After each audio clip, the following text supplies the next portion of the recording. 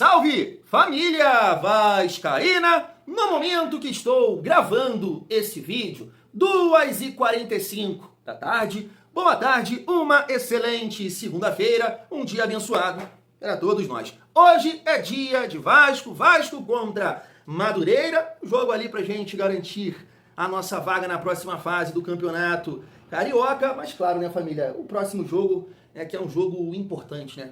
Segunda rodada do Campeonato Brasileiro e o Vasco precisa vencer dentro de casa, né? Assim como a terceira rodada que o Vasco encara o Bahia. Mas não dá para negar que hoje é um jogo nesse sentido, né? De buscar a classificação e, claro, os jogadores, né, performarem bem e ganharem confiança para a sequência da temporada, família. Então a gente vai trocar uma ideia sobre o jogo de hoje, o provável Vasco, mas o Thiagão estava aqui também, né, esperando aparecer alguma coisa em relação ao Spinelli e Cuiabano, né, justamente o que a gente quer ouvir, né, família, que é Vasco acerta com os dois candangos aí, e para reforçarem o nosso time, mas ainda não aconteceu, mas a gente tem aqui detalhes importantes em relação a isso, como, por exemplo, a negociação do Cleiton Silva, lembra dele? Atacante que passou pelo Vasco, me parece que o Rio Ave está negociando com o Olympiacos e o Vasco tem um faz-me rir aí para receber nessa operação. Não sei se o Vasco pensa em usar parte desse valor, esse valor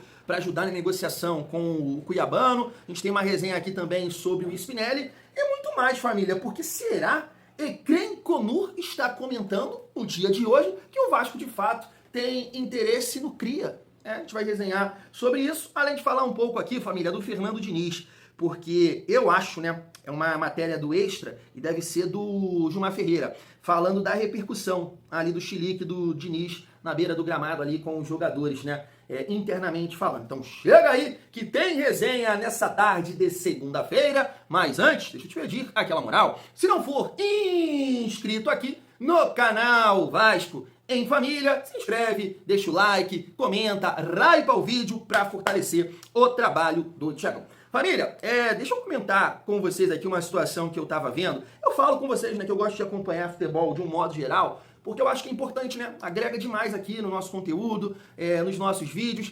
Recentemente surgiu aquela polêmica do Jean Davi, que tava, né, a galera querendo tirar um dinheiro dele para ele ter mais minutos com a camisa do Vasco.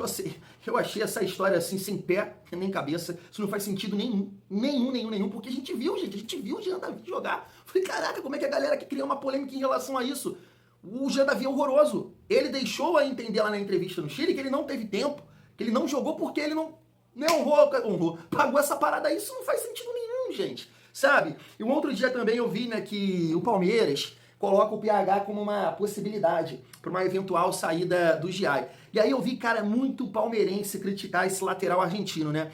E aí eu tava vendo que o Palmeiras pagou quase 42 milhões por esse jogador. Palmeiras, que tem recurso, que tem dinheiro para pagar 42 milhões num lateral. Detalhe, reserva, ele não veio assim com status de titular. E aí eu vejo toda essa situação, por isso que às vezes aqui eu debato esse tipo de polêmica e até acho que é uma galera querendo fazer um tumulto desnecessário, sabe? Porque claro que o Vasco errou, principalmente na avaliação técnica. Foram jogadores que, cara, de repente eu, chegando aqui em Queimados, né, na várzea, aí vou achar jogadores que vão contribuir mais. Que Jean Davi, Lloyd, Maxime, Garré. Então, realmente, foi assim uma coisa surreal, uma sequência fraquíssima de contratações. Mas a gente não pode negar que é difícil contratar. Porque um clube que tem recurso, que tem dinheiro, contrata um jogador que hoje o seu torcedor fala, meu Deus do céu, quem é esse? Como esse cara é profissional? Por isso que eu tento, né, colocar isso na mesa. A confusão do Jean Davi não faz sentido nenhum. E aí a galera quis levar para um lado que, olha essas contratações, não tem explicação, né? Algum tipo de maracutaia tá rolando aí. Então assim, houve maracutaia aqui com o Giai, por exemplo, só serviu para tirar aquela bola em cima da linha lá no gol do Vasco. Foi em Brasília, né, esse jogo. Então assim, família, a gente tem que torcer para que a diretoria possa acertar, né, nas apostas, nas contratações. É isso que tem que acontecer. Erraram bastante, né, mas depois aí da chegada do 22, do Admar e de uma melhora, né, financeira do Vasco, o Vasco está contratando nomes interessantes. Agora é torcer para que esses jogadores possam performar, né, família, porque a gente precisa, principalmente de saúde, né. Seguindo aqui, a nossa resenha tá na tela para vocês, ó. A repercussão interna do comportamento de Diniz na derrota para o Mirassol.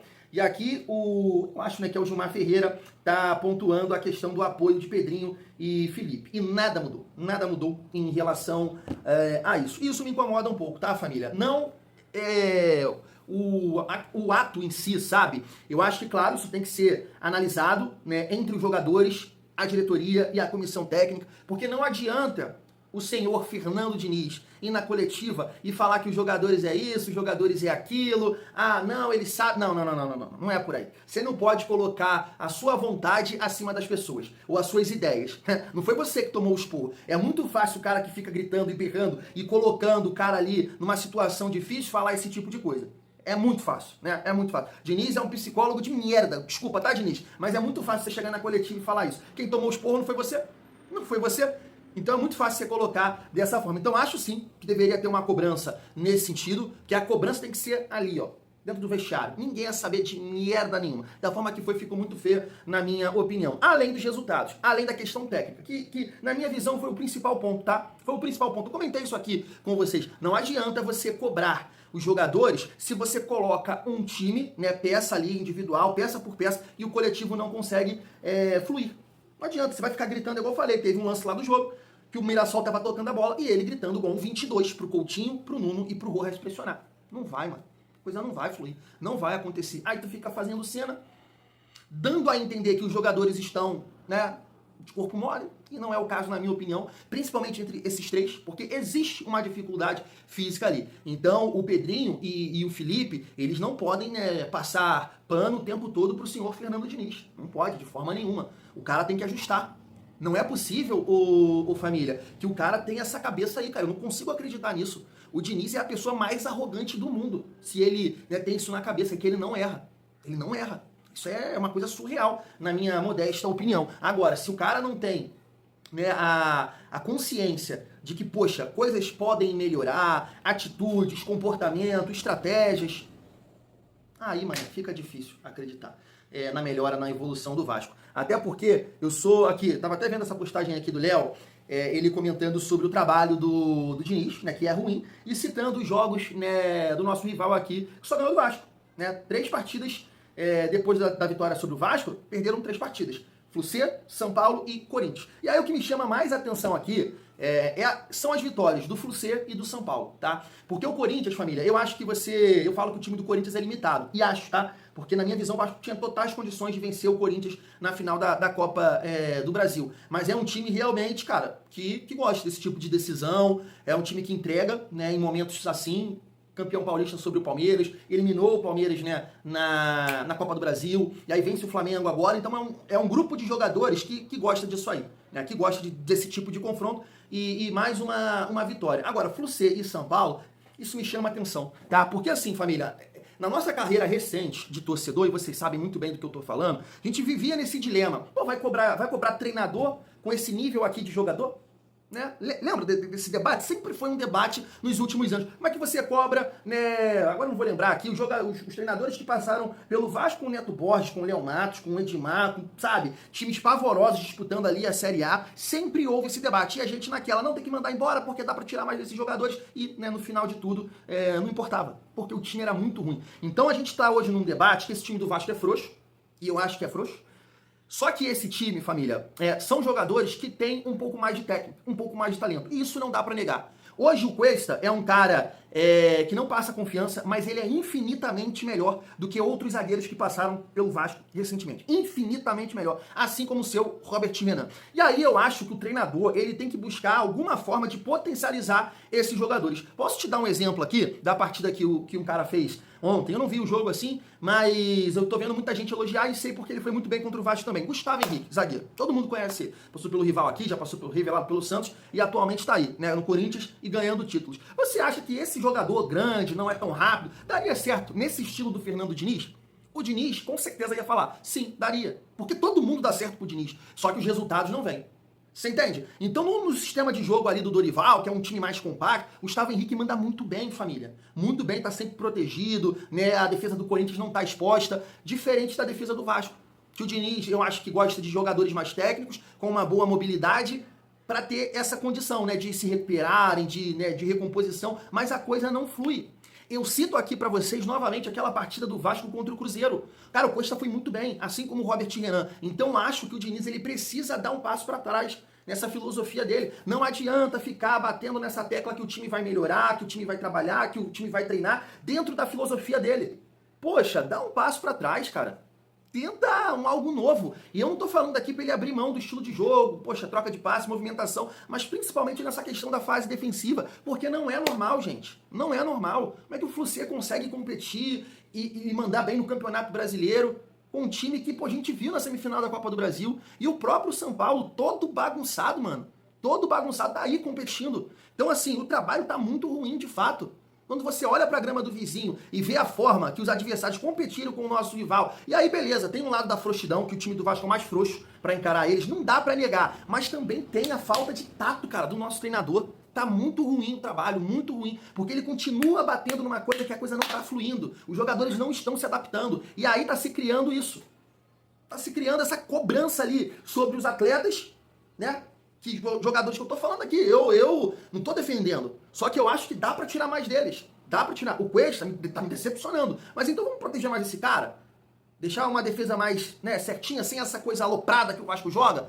De toda hora bola na cara, né, linha alta e atacante na nossa cara, na cara do Léo Jardim? Vamos trabalhar um pouco melhor isso aí? Vamos mudar isso aí? Um time mais equilibrado? E o nosso treinador, ele tem essa capacidade. Agora, ele não gosta disso. Aí fica difícil, porque se você consegue que seu time, né, tenha mais resultados através disso, mesmo você não gostando de aplicar isso no campo, não é o que você gosta, irmão, desculpa o palavrão, você tem que fazer, você tem que fazer. Na minha visão, é isso, família, sobre o trabalho do Fernando Diniz e destacando aqui, né, esses resultados. Família, o provável Vasco hoje, deixa eu repetir aqui com vocês rapidamente, Léo Jardim, Cuesta, Robert Renan, Puma Rodrigues e João Vitor, Hugo Moura, Tietê e JP, e na frente Johan Rojas, Andrés Gomes e Andrei Fernandes, né? Tá aí, família, o Vasco hoje joga sem centroavante, né? E tem o Diego Minete, né? Poderia ter colocado aqui o Minete, então vai ser um time ali de mais mobilidade na frente, com o Andrei Fernandes e o Andrés Gomes, e o Rojas com certeza, né, caindo um pouco mais pelo centro do campo, de meio armador, e de repente, família, o Tietê, né, um pouco mais aberto. E assim, numa movimentação aqui, que o Vasco já fez isso, né? Eu acho que de repente ele vai jogar aqui, tipo jogou contra o Santos, no 6-0, que é como? O Andrés Gomes pelo lado esquerdo, o Tietê fazendo um corredor ali, né? Fazendo aquele migué pelo corredor direito, né, preenchendo o setor de meio campo, mais dando opção nesse corredor e trabalhando com o Rojas e o Andrei Fernandes, né, ali no centro do campo, meio campo, uma hora ou outra um encosta mais, né, um time com essa movimentação. Eu acho que é por aí que o Diniz vai colocar esse time do Vasco aqui em campo hoje contra o Madureira. Como eu disse, né, é vencer para a gente conseguir a classificação no Campeonato Carioca e depois, né, trabalhar firme aí, forte para a gente, né, conquistar a nossa primeira vitória no Campeonato Brasileiro diante da Chapecoense, que não vai ser, né, um jogo fácil, família. Seguindo aqui para a reta final do nosso vídeo, família, deixa eu falar com vocês sobre essa situação aqui, ó, informação do Emerson Rocha. O Rio Ave vendeu o Cleiton Silva, né, ao Olympiacos por 5 milhões de euros. O Vasco tem direito a 20% da negociação, o que rende cerca de 1 milhão de euros. Como o Olympiacos, Rio Ave e Nottingham Forest pertence ao Marinacos, o Vasco pode tentar incluir esse valor na negociação por Cuiabá. Então assim, família, eu não sei se isso é uma informação, né, ou uma opinião em relação, né, em relação aos clubes, né, do Marinacos, não sei essa logística financeira, se de fato o Vasco pode colocar isso na mesa. O que eu sei, né, na verdade, eu estava vendo até no Luiz Amadeu, ele falando que é hoje, né, me parece que se encerra aí a janela de transferência da Inglaterra. Então o Vasco tem que acelerar essa negociação pelo Cuiabano para a gente tentar, né, contar com esse jogador, família. E aí, tecnicamente falando, é um jogador que a gente está, né, esperando muito aqui, porque a gente tem um entendimento, né, que é um jogador que vai chegar para ser titular, família. Então vamos aguardar como é que vai ficar essa situação. E acabou que, né, teve um tempo atrás aí, né, que a gente até comentava aqui, poxa, que situação, Vasco, agora o Rio Ave vai vender o Cleiton para o Benfica, para não sei quem, pá, dinheiro, e isso acabou não acontecendo. né, ele vai sair aqui para um time do Marinacks, né? O Cleiton, que não teve, né, tanto tempo no Vasco, a realidade é essa. Eu acho que nem dá para criticar essa contratação. Eu sei que o Edmundo falava muito que a opção do Vasco em vender ou liberar o Cleiton era uma questão financeira, né? Os valores eram elevados, tanto de salário e se eles batessem algumas metas, e aí o Vasco preferiu, né, emprestar e depois acabou vendendo o jogador para o time do Marinacks. Família, vamos aguardar. E em relação ao Spinelli, família, é aquilo que a gente comentou no nosso vídeo de mais cedo, né? Ainda não tem nada novo. Me parece que o Vasco tá bem perto de fechar com o jogador, segundo o Flávio Dias, fez uma proposta de 2 milhões de dólares, e aí depois imagino que o Vasco vai ter que chegar nesse valor, e aí não sei como é que vai ser isso, de 3 milhões de dólares, que foi o pedido do Del Valle. Teve aquele tumulto que o Léo até comentou, né, do dono do Del Valle falar que tem o valor à vista, então também a gente tem que esperar em relação a isso. Espero, né, contar com esse atleta aí, que é o Cláudio Spinelli. E aí o Ecrem Conur, né, ele até falou sobre a possibilidade do Vasco brigar ali com o Galo pelo zagueiro Zé Pedro, né, um zagueiro português que atualmente está lá no Cagliari da Itália, e ele está levantando aqui a possibilidade do Evander, família. Olha só, vou mostrar aí para vocês, ó. Avaliado em 25 milhões de dólares, o meia é alvo de uma acirrada disputa por sua transferência. Flamengo, Palmeiras, Botafogo e Vasco. Clube de sua infância, estão todos interessados. Tá aí, né? O Ecrem Conur é um cara muito conhecido, né? Um jornalista muito conhecido nesse mercado da bola, né, família? Mercado de transferências.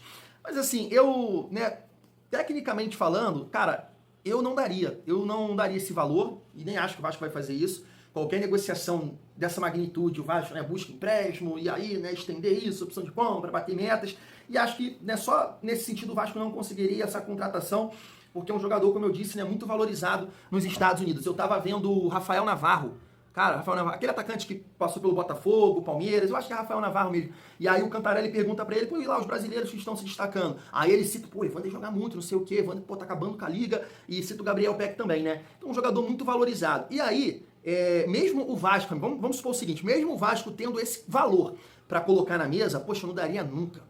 Nunca. Porque acho que o Vasco hoje tem outras prioridades. Porque, beleza, para você contratar o Evander, que tá, poxa, se destacando, faz gols, né? Chuta muito bem de fora da área. É um jogador que tem essa dificuldade da saúde, né? Que hoje é uma dificuldade nossa. Então não vai agregar nesse sentido. Pode agregar em gols, assistências, chute de fora da área, bola parada, ser mais decisivo. Até acho que o Vasco precisa, né, de um jogador nesse sentido. Agora, você tem Coutinho, você tem o Nuno para essa função, você tem o Johan Rojas, tem o Estrela da Base, falei o Nuno que pode quebrar o galho nessa função, e, por exemplo, você não tem um 8 de mobilidade, um Paulinho da vida, né, que passou pelo Vasco, com mais saúde ali, ou, né, gastar esse dinheiro no centroavante. Então, família, para a chegada do Evander, eu acho que o Vasco teria que fazer uma galera andar aí. Por exemplo, Felipe Coutinho. Que aí não adianta, cara. A gente tem que fazer essa logística financeira. Hoje o Vasco tem que fazer essa logística, né? Espero que no futuro, né, o Vasco possa contratar jogadores tecnicamente excelentes e não se preocupar com essa questão financeira. Agora, hoje, você tentar uma negociação dessa magnitude, de muito dinheiro, e depois deve pedir um bom salário, Evander e Felipe Coutinho, não dá mais de forma nenhuma para jogarem juntos. Só o nosso treinador 22, ele faz essas loucuras. E não dá certo. A gente viu, né, contra o Mirassol. Não dá certo. Dois jogadores fisicamente falando que não vão acrescentar em nada no jogo sem bola. Aí defesa que sofre. Defesa que fica exposta. Então não dá para você ter um jogador desse que não joga com o seu principal jogador, o maior salário. Então tem que fazer andar uma galera para contratar esse jogador. É a minha modesta opinião, tá, família? Eu gostaria de debater com vocês aqui nos comentários. Fui!